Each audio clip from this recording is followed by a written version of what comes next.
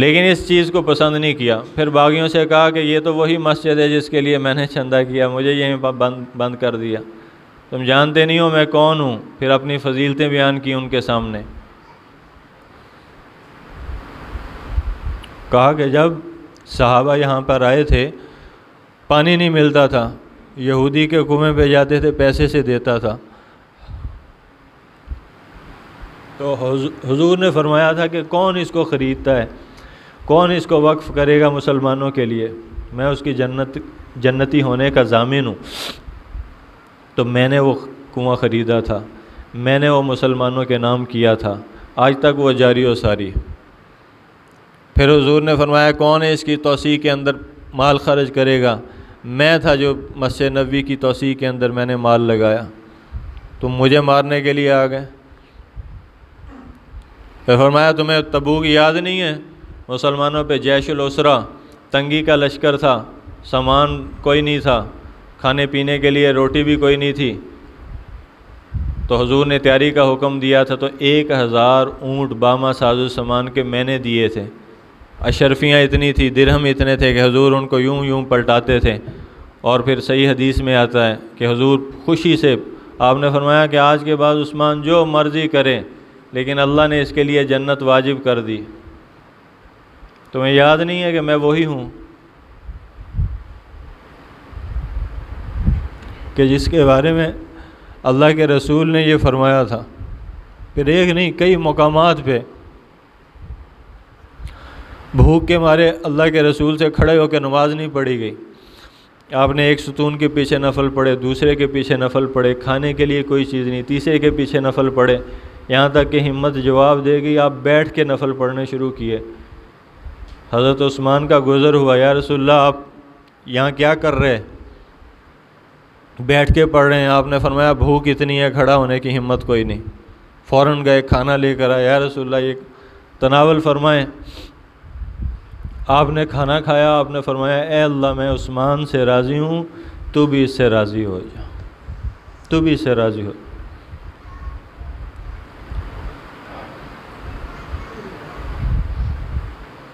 تین دن کے بعد پھر تدفین ہوئی ہے, 3 دن کے بعد.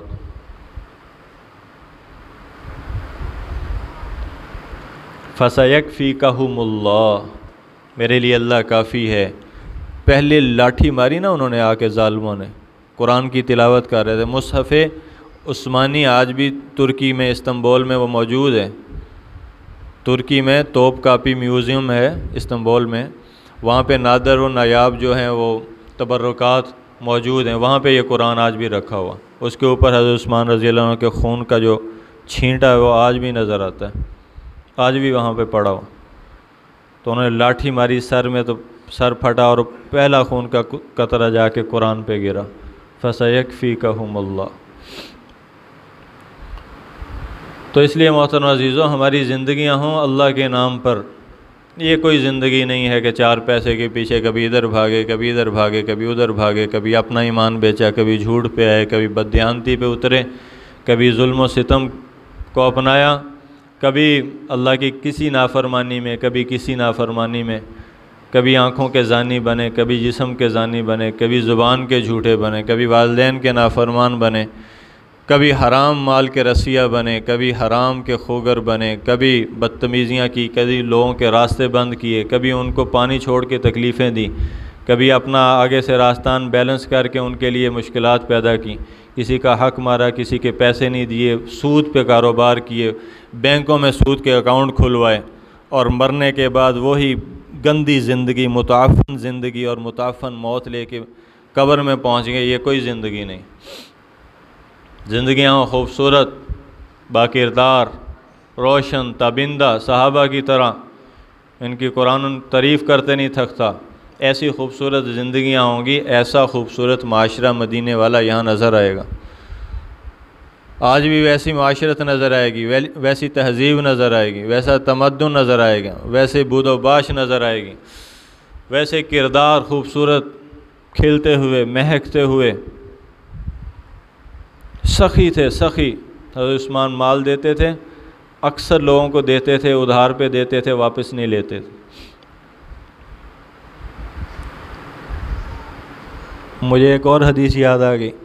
آپ نے فرمایا ایک بندہ تھا، آخری بات، بندہ تھا وہ پچھلی قوموں میں آپ نے ذکر فرمایا، اس کا یہ طریقہ تھا، وہ سخی ہوتے ہیں لوگ تو وہ یہ قرضہ دیتا تھا لوگوں کو، لوگ آ جاتے مجبور آ جاتے مقہور آ جاتے ان کو وہ قرضہ دیتا. اور حضور نے اس کی یہ صفت ہائی لائٹ کی، خاص طور پہ بتائی، فرمایا کہ جب پھر کوئی اس سے جب کسی کے پاس وہ جاتا اور اس سے قرض کا مطالبہ کرتا، وہ کہتا آج نہیں کل جیسے عادت ہوتی. تو جو غریب ان میں دیکھتا کہ مستحق ہیں، نادار ہیں، یہ واقعاتاً جو ہے اس کے لیے بہت مشکل ہوگی، کہتا چل اللہ کے لیے میں نے معاف کر، دل کے سخی بنو. کہتا جب میں نے معاف کیا. آپ نے فرمایا وہ مر گیا، اللہ کے پاس حاضری ہوئی. اس نے کہا کیا عمل ہے؟ کہا جی آپ کے بندوں کے لیے، آپ کے مظلوم بندے جو تھے نا، وہ غریب، دیہاڑی دار، مشکلات کے مارے ہوئے، نادار، فقراء، غرباء، تو میں ان کو پیسے دیتا تھا، وہ اپنا کام چلا لیتے تھے. جب میں دیکھتا تھا یہ مستحق ہے، واپس نہیں کر سکتا، میں اسے مطالبہ کرتا تھا، وہ آگے سے اپنی بے بسی ظاہر کرتا تھا. میں کہتا تھا چل اللہ کے لیے، میں نے،